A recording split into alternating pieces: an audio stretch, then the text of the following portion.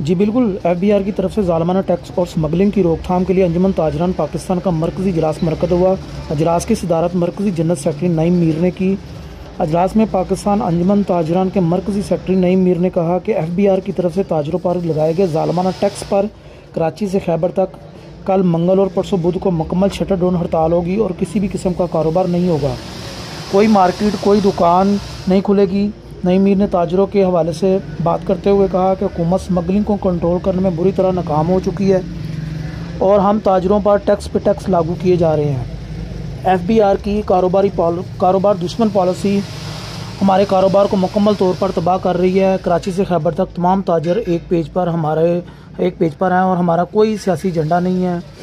हमारे ताजरान की हड़ताल का मकसद FBI की तरफ से ताजरों पर लगाए गए ज़ालिमाना टैक्स की रोकथाम है। जी।